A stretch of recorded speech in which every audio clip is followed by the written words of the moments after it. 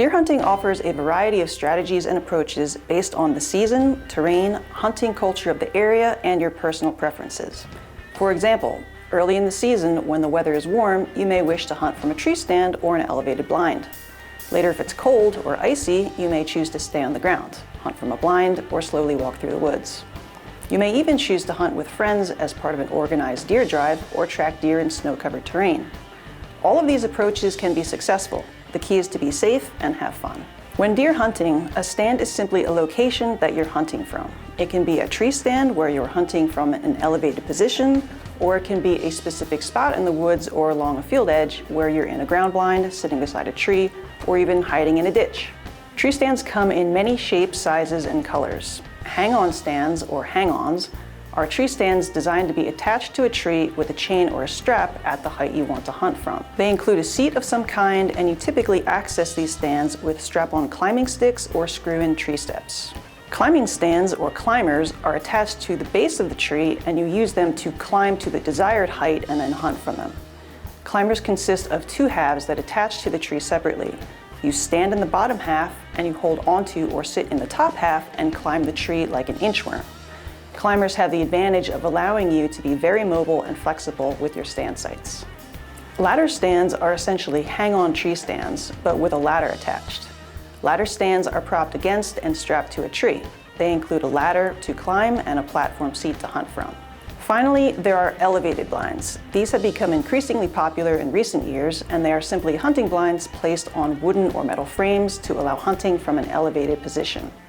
Elevated stands provide many advantages, including increased view, enhanced scent control, and a safer field of fire. Hunting is extremely safe. However, we put ourselves at risk every time we hunt from an elevated position. Safety harnesses are extremely effective at keeping us safe, but they only work when we use them properly.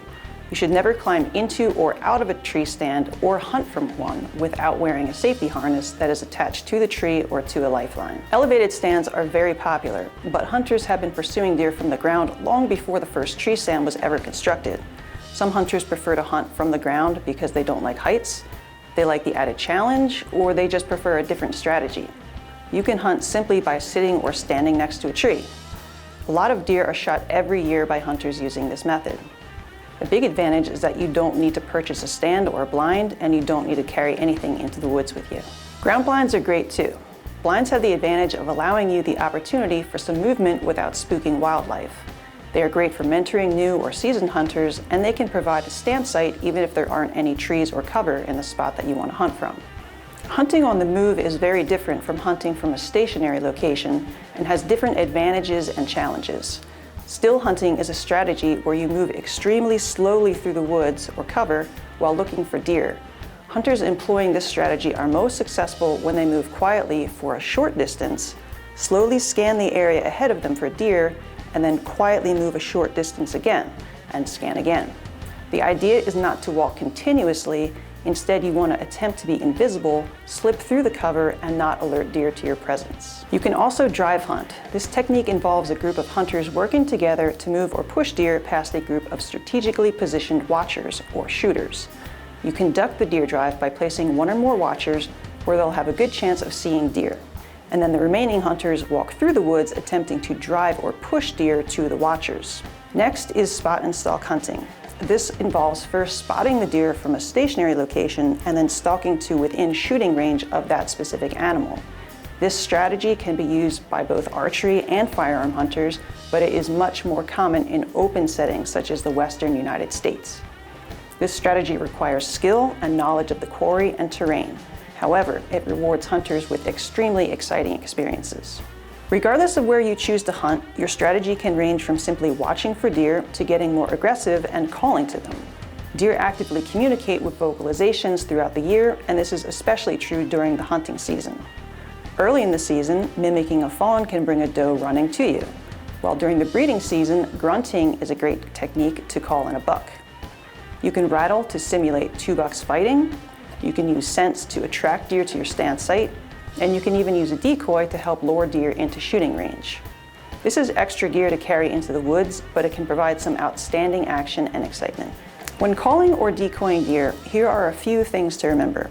First, if using a decoy, place it in an area where deer can see it from a distance and set up in a place where deer can't get downwind of you.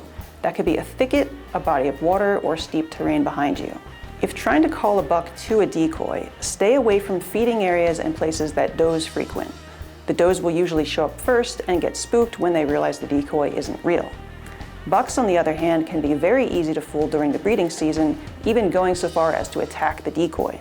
Study real deer sounds from online videos and then practice mimicking them. The more realistic you sound, the better your chances of calling in a deer. Always start calling from a place or at a time when deer can't see you. And once you've gotten a deer's attention, stop calling so they don't spot you. If they identify you as the source of the sound, they'll run in the other direction. Your goal is to make them curious enough to come check things out. Try raking over bushes and the ground to mimic bucks rubbing or fighting. This adds an element of realism that calling alone can't do. And finally, vary the volume and the type of call you use to reach deer at different distances. Start softly in case there are deer nearby, wait 10 to 15 minutes, and increase in volume if nothing shows up.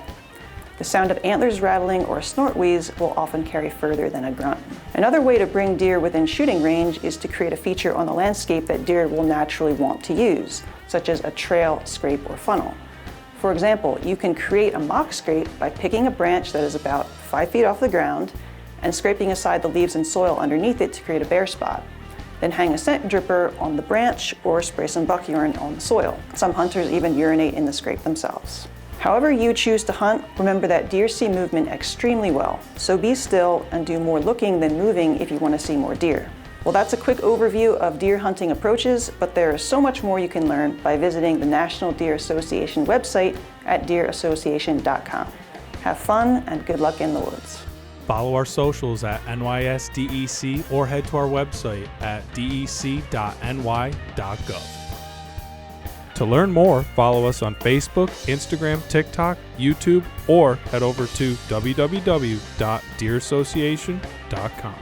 This video is part of the official NDA Deer Hunting 101 online course with Today's Hunter. For the full course, go to www.todayshunter.com/Deer101. This Deer 101 digital series has been a Bearded Buck production.